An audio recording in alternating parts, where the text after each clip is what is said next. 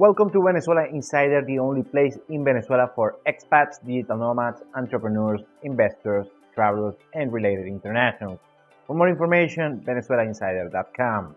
One thing that Venezuela is famous or infamous for is inflation and hyperinflation. And yes, Venezuela suffered a hyperinflation episode between 2017 and until 2021, late 2021. So kind of like a 5-year span on hyperinflation, on nominal hyperinflation. And also, well, right now we have still a high inflation rate, a nominal inflation rate measured in Bolivar. But however, contrary to what you might think, is that the inflation data here in Venezuela is meaningless. We're going to explain a little bit further, so let's start. So when we talk about inflation and hyperinflation, we have to talk about the currency and such. And let's just start using the phrase of the famous economist Milton Friedman that says, always and everywhere inflation is a monetary phenomenon. Well, that's the saying I butchered a little bit, but well, please bear with me. And he's correct, but not entirely correct. Of course, how inflation started is that the legal tender, the only legal tender until a few years ago was the Venezuelan Bolivar. And of course, you get hyperinflation is usually when the local government is prone to get fiscal deficits because the government spends more money that they gather by tax revenue or in the Venezuelan case, oil revenue.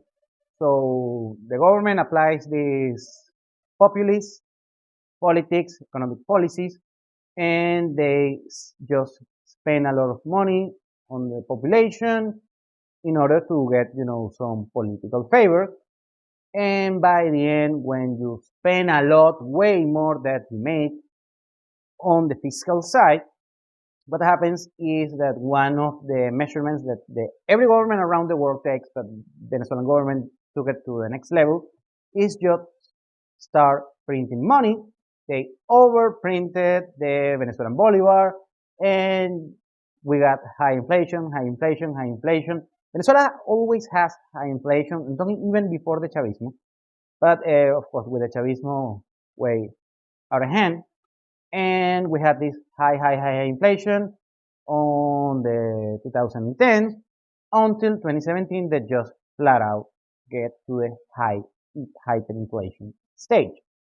Well, that when hyperinflation reaches, when you reach the level of hyperinflation, basically the measurement is meaningless, and it's just that the true value of the currency just got completely destroyed because they destroyed the confidence on the government who controls the currency. And I have to say, no one, not even in Venezuela, but also around the world, trusts the current Venezuelan government in order to issue their currency. And Venezuelans just had it by 2018. Just the average Venezuelan says, we had enough, and we started a de facto dollarization. So every time you wanted to purchase something, a good or a service, just people from one day to the other just start saying, you know what, I'm gonna charge on USDs. Please, my good costs 20 USDs, my service costs 50 USDs. And if you want to pay in bolivars, fine. Pay it in bolivars, but at this exchange rate. And back then, we had a currency cap, a currency price set by the government that it wasn't real, and it was a black market rate that, of course, it was more favorable. It was more real. However, since around 2018, the government set the rate basically almost as the same of the black market. And that's the situation that we have right now. The official exchange rate is just basically the same as the black market. Still, both coexist. Anyway, so what we have back then until now is that everything is measured on USD. That's the de facto legal tender here in Venezuela. So when you see those prices or these inflation rates on these rankings, on this list that Venezuela has the highest inflation rate on the world. Oh, I believe, and don't quote me on that, but right now Venezuela doesn't have the highest inflation rate on the world. It's like third or fourth. Whatever might be the case, it doesn't matter. Well, since 5 years ago or so, what we have is what in Venezuela popularly, on a popular sense, they say, is we have inflación en dólares, or inflation measured on USDs. And it's actually relatively high. Of course, we're starting from the bottom because on 2018, everything was dirt cheap. So when you think that Venezuela is a dirt cheap place, and it isn't, trust me, on 2018, it was a very dirt cheap place if you have some USDs. So you can buy houses for $10,000 per month, used cars by 2 or 3 thousand.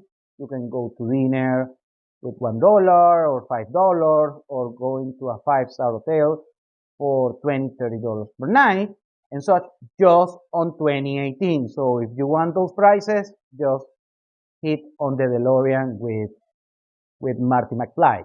So, but it's not the case. We're in 2023, and Venezuela is kind of an expensive place for Latin American standards. The discretionary goods are expensive for international standards, but some other things are also cheap for Venezuelan standards, like oil, energy, transportation, also housing, depending, of course, I'm talking luxury housing, is it's expensive, but yet affordable compared to international prices. And the last part that you have to remember that is the country, regardless of everything that happens, thanks to the stabilization of the dollarization prior to the hyperinflation, or after the hyperinflation, is that we have some price stability, and that created the incentives in order to offer more goods and services. On 2017, you see the pictures on CNN and such. We have empty shelves on the supermarket, on the stores and such, and there was a scarcity of basic products and services. And yes, that was the case on 2017, and a few years prior to that. So 2017, it was just when it reached critical mass and we have this protest and such. However, it's not the case today. Actually, today you can find pretty much any product and any service from all over the world here in Venezuela, but you have to pay a premium for that on USD, so you're not gonna get it cheap. Anyway, right now the country is that, for the average Venezuelan, is that it's expensive because their income, their wages have increased mildly from just a few dollars per month to, let's say, $200, $300, $400 per month, depending on the case.